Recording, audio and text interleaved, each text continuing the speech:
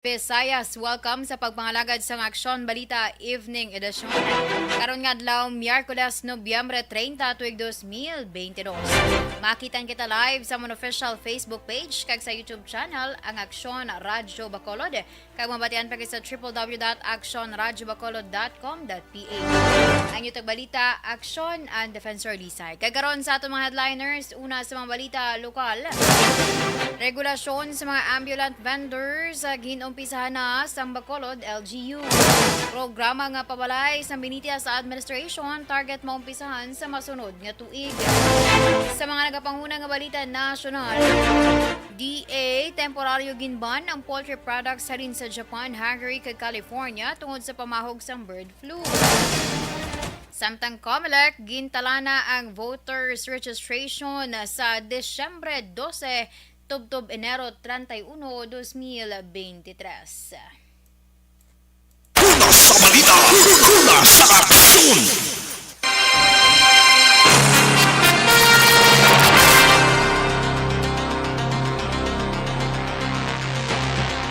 Aksyon Radyo Philippine Standard Time, alas 6:02. Kagkaroon sa Ritanya sa ngaton mga nagapanguna nga balita lokal.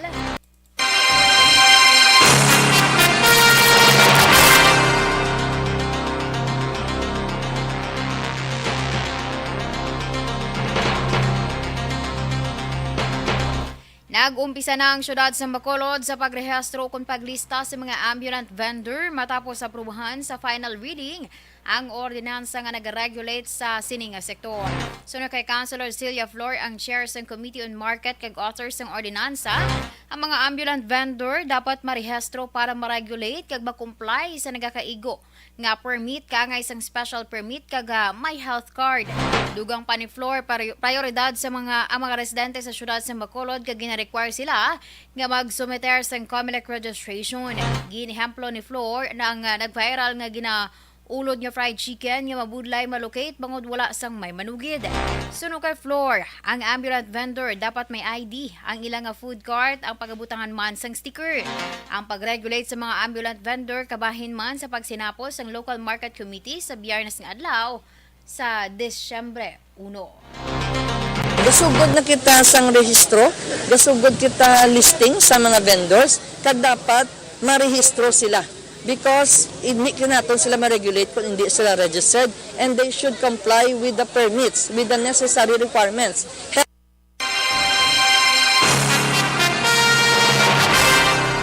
Samtang nanawagan si Councilor Celia Flor, ang chair sa Committee on Market, sa mga nagaparag-iya sa pwesto sa Manukan Country nga magsunod sa ginkasugtan nga compromise agreement sa syudad. Suno kay Flor, mas nagasaka ang koleksyon sa wines ng Central Market, Burgos Market kag Libertad Market subong nga 2022 ikumparar sang 2021. Pero sa bahin sa Manukan Country, ginpayag ni Flor nga nagahawat-hawat ang koleksyon sa may mga utang. Suno sa konsehal, may effort sa pagbayad ang mga negosyante sa Manukan Country pero tuman kagamay. Gayng klaro ni Flor nga wala anay sa tika nga pagpasira sa Manukan Country, kasunod nga sa buwas nga adlaw may patigayunon nga pagsinapol ang local market committee. Sa impormasyon ni Flor, base sa compromise agreement, sarang mapasira sang syudad ang pwesto kung mapaslawan sa pagbayad sang duha ka sunod-sunod nga bulan, magluwas pa sa ila bulanan nga renta. Nagpangabay na si Flor sang updated nga report sa mga nagabayad sa syudad. Central Market alone, nag-increase by 1.5 million ang ilang collection, no?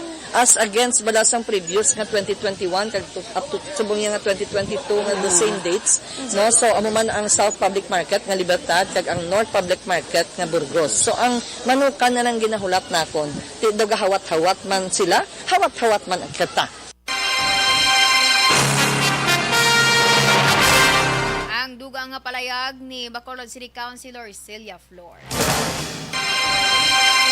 Target sa mga manugbaligya sa palupok sa syudad sa Bacolod nga makumpi sa baligya sa Disyembre 15 sa likod sa Pope John Paul Tower II. Sa interview sa Aksyon Radyo Bacolod, ginpahayag ni Melchor Deriada, miyembro sa Bacolod Firecracker and Pyrotechnics Vendors Association, kadayon karon nga ginaproseso ang ilang mga permit. Suno kay Deriada, natukod na ang 62 tanan ka mga stall nga nagahulat o kung nagahulat nga ma-inspeksyon ang lugar sa Bureau of Fire Protection kag kapulisan. Sa pagbanta ni Deryada, kapin 5,000 ang ilan nagasto sa pagproseso sang permit. 7,000 pesos sa pagtukod sang kiosko, kagintunga sang 62 ka mga negosyante ang 50,000 nga bayad sa renta sa lugar.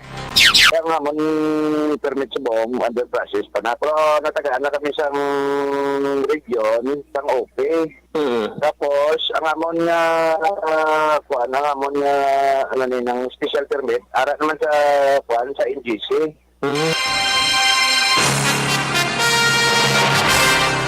Ang kabahin sa pagbayag ni Melchor Deryada.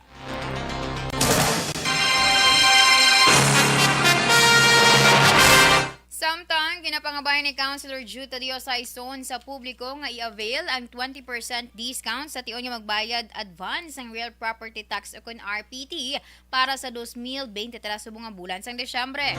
Suno kay Saison, maka-avail sang 20% nga diskwento ang makabayad sang full nga RPT. Ginanunsyo sang konsihal nga sa Desyembre, bukas ang City Treasurer's Office Land Tax Division sa adlaw sang Sabado sa Desyembre 3, 10 kag 17, kag bisan holiday sa Desyembre 8 kag 30 para magbaton sa bayad. Ginklaro ni Saison nga sa masunod nga tuig wala na sang discount kag balik sa regular ang balayran.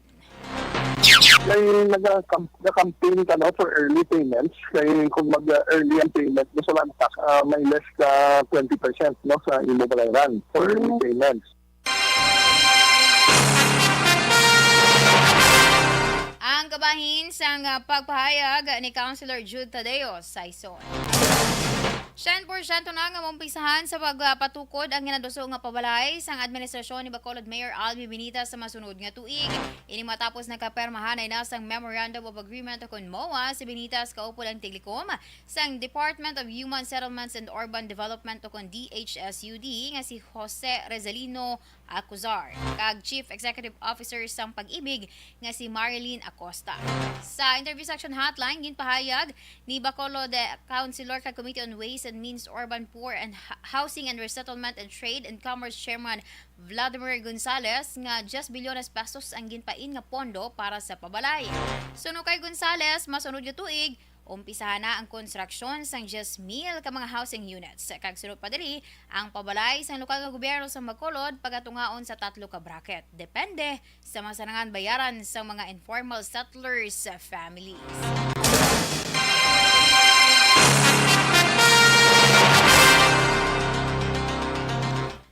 Patay ang isa ka lola samtang pilaso naman ang yapo matapos na bungguan sa motorsiklo sa Purok Buyog-Buyugan, Barangay Magbalyo, Sudad sang Kabankalan pasado las 9 sang aga kahapon. Ang mga biktima kilala nga Sanday Lily Hinova, 81 anyos, kag iapo nga lalaki nga nagaedad sang 4 ka tuig. Suno kay Police Staff Sergeant Gringo Nicolas Lerazan, Traffic Investigator sang Kabankalan PNP, nagatabok sa dalan padulong sa isa ka eskwelahan na maglola sa nabungguan sa motorsiklo nga giladala naman ni Carl David Gonzales, 18 anyos, kag residente sa Purok Baras Jutay, Barangay Bantayan sa Umanya Syudad.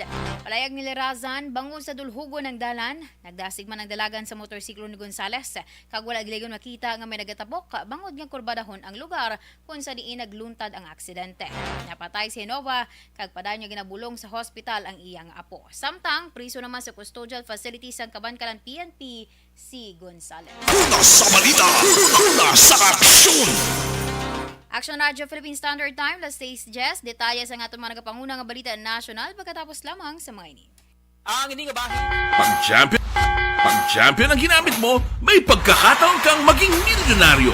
Champion na, milyonaryo pa! Ilagay sa isang papel ang iyong name, age, address, phone number at pirmahan. Ilagay sa isang white legal-sized envelope at lakipan ng alinman sa mga required proof of purchase. Kasama dito ang tamang bilang ng empty sachets, wrappers at mga pouch ng Champion Superpower Detergent at Champion Antibacterial Fabricon. Sa labas ng envelope, ilagay ang promo title, ang POP na ginamit at MBC station na yung pinakikinggan. At ihulog ang iyong entries sa mga drop boxes na makikita sa iyong mga favorite MBC radio stations. Mas maraming entries, mas malaki ang chance mong manalo. Mamimigay kami ng 1 million pesos sa ating grand draw at libo-libong piso pa in cash sa mga weekly draws na magaganap sa mga MBC radio stations nationwide. Champion na, milyonaryo pa. Champion, tapat po sa inyo. Brought to you by Champion Supra Power Detergent with X-Stain Technology at Champion Antibacterial Fabric Conditioner.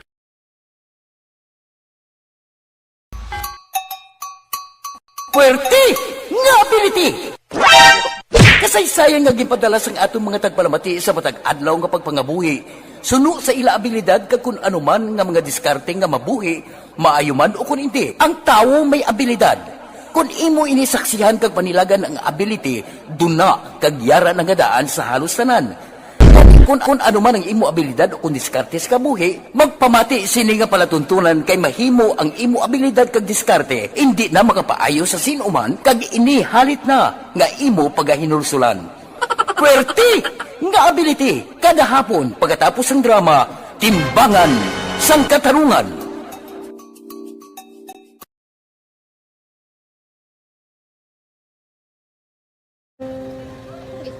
Sana, ano nang nauya, ako makulang. Eh, siyempre, pigado, tas, kay, ano ko sila, manisurbo ko sila lang, tapos kita, kakulbaan ko kay, basi, hindi ko mapasar kay.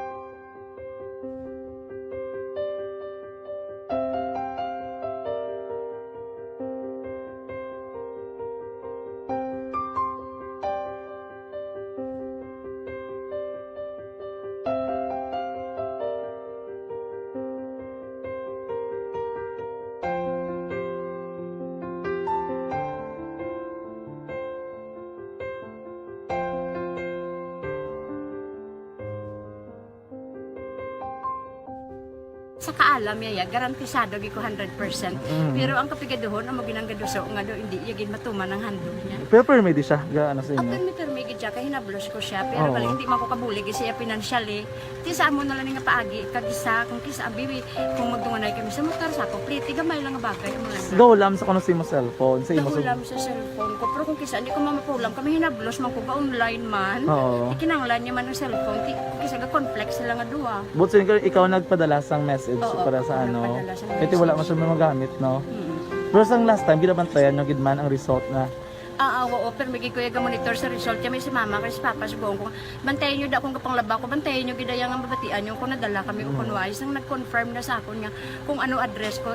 Doon nalipay nagig ko kay basta ko nadala nagig kami nga may pamangkot pagi daw. Oo. Kakabudlagid kun online, mas lami sa nga face to face kay kami dahil wala kami connection kay pigado na kami tas nabudlayan sa mga gadget pero si buong piyapin ako, okay na miskilan ako.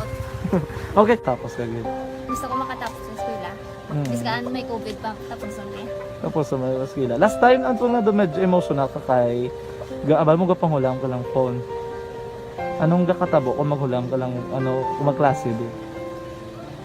Kung sana, ano nang nauya, ako makulang.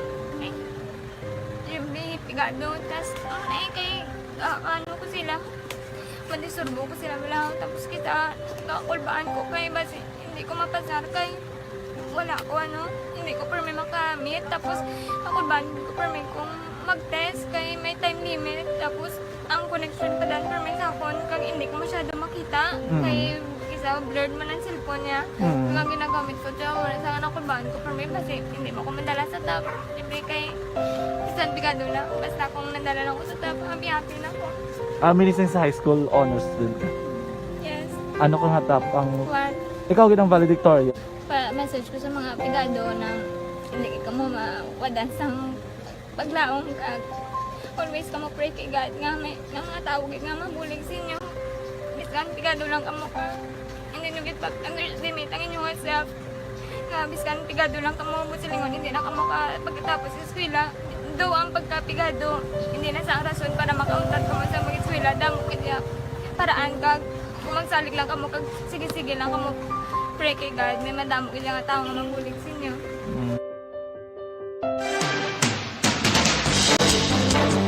Kag karon sa detalye na sa aton mga nagapanguna nga balita national, nagpatuman ang Department of Agriculture sang temporary ban sa pag-import ng poultry products halin sa Japan, Hungary kag California bangod sa pamaog sang bird flu.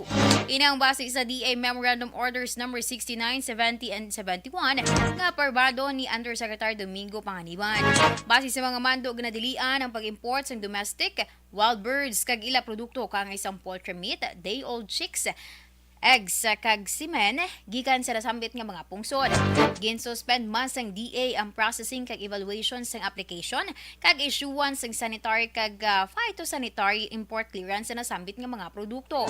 Pero sunod sa DA ang shipments halin sa Japan kag Hungary nga in transit na load na o kung nabato na sa mga kwarto antes nahatag ang notisya sa Japan kag Hungary ang tugutan nga makasulod sa pungsod pero dapat ang mga produkto ang naihaw o kung na-produce antes ang Oktubre 12, 2022.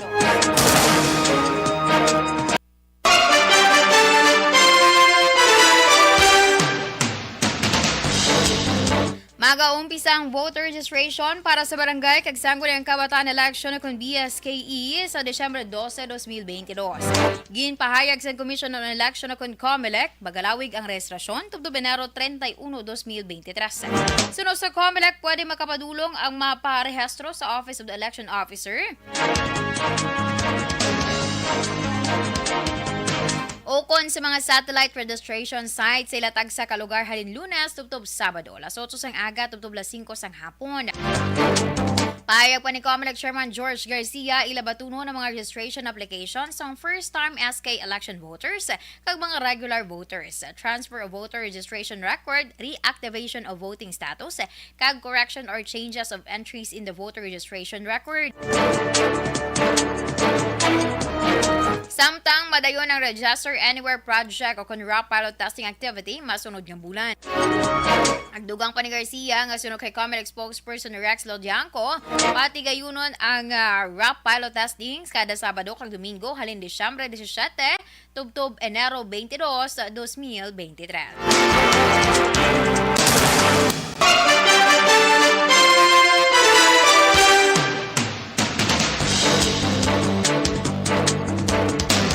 Ginpahayag ni Senator Sherwin Gatchalian nga target mapermahan ni Presidente Ferdinand Marcos Jr. antes ang Disyembre 15 ang ginaduso nga 2023 national budget. Suno sa Senador, ginapaabot nga matapos ang BICAM sa Disyembre 5, kag ini ang mapermahan sa Presidente antes ang Disyembre 15. Si Gatchalian, nagaserbe nga chairperson sa Senate Committee on Finance Subcommittee. Unang gin-realign sa Kongreso ang 215 billion pesos sa ginaduso nga 5.26 trillion budget para sa 2023. Sa masunod nga semana, ginapaabot ni Senator Sani Angara nga makapagwa na ang Kongreso sa reconciled version sa 2023 budget bill.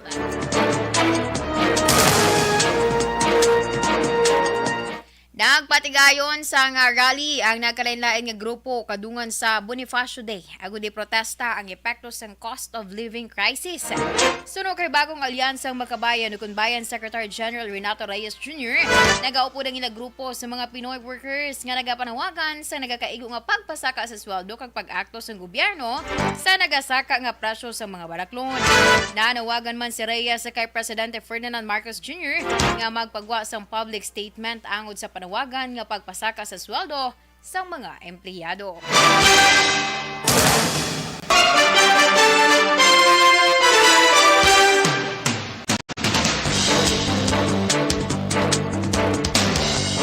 Ginaprobahan sang House Committees on Higher and Technical Education kag Civil Service and Professional Regulation ang hagna nga nagaamyenda sa Continuing Professional Development o CPD Act of 2016. Ang unnumbered substitute bill nagakaka sa CPD bilang requirement sa pag-renew sang licenses kay nagahatag sa mga ahensya sang full compliance sa ilang mga empleyado.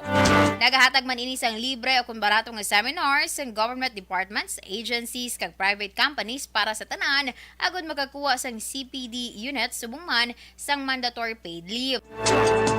Presentar naman ang substitute bill sa plenaryo para ipaidalom sa deliberasyon kagamiandahan sa mga miyembro sa Kamara antes pa desisyonan na kung aprubahan.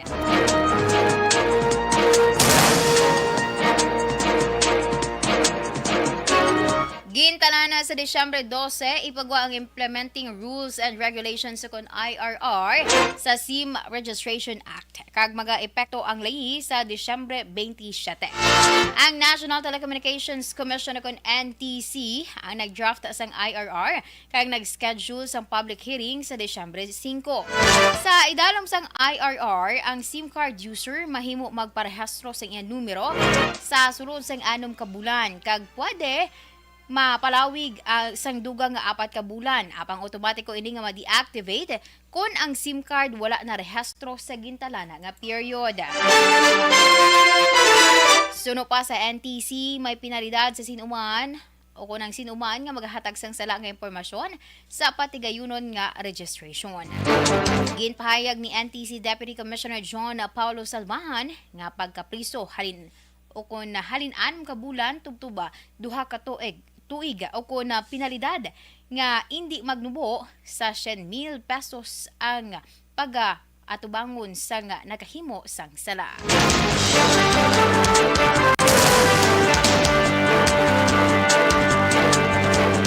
Ginalantaw sang Bangko Sentral ng Pilipinas nga magalabot sa 7.4 tubtub 8.2% ang inflation rate sa bulan sang Nobyembre. Suno sa BSP, may posibilidad man nga malapawan ang 7.7 inflation nga na-record sang nagligad nga bulan.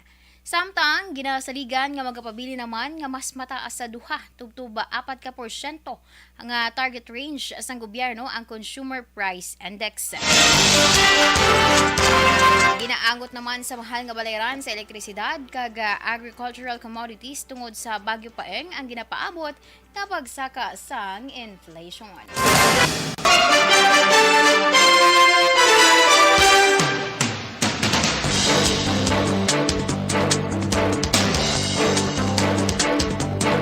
Nag-umpisa na ang Pilipinas kag Estados Unidos sa pagtalakay angod sa posible kasugtanan sa pagtukod sa nuclear plant.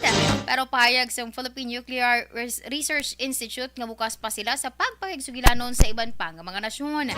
Madumduman nga ginpahayag ni US Vice President Kamala Harris sa iyang pagbisita sa Pilipinas, tinalikdan nga si Mana ang 123 agreement sa tunga sa Manila kag Washington nga maghatag basihan nga legal sa pag-export sa American nuclear equipment sa Pilipinas. Suno kay Carlo Arcilla, ang Executive Director sa PNRI, nga kalakip sa nagpalabot sang bulig sa Pilipinas sa kinahanglanon nga nuclear ang South Korea, nga may planta nga may parehong modelo sa Pilipinas. Dugang pa ni Arcilla, pwede nila nga dumalahan ang planta sa sulod sang 5 ka tuig. Ini ang pinakadasig nga paagi para mabutangan sang nuclear power ang pungsod bisan 620 megawatts.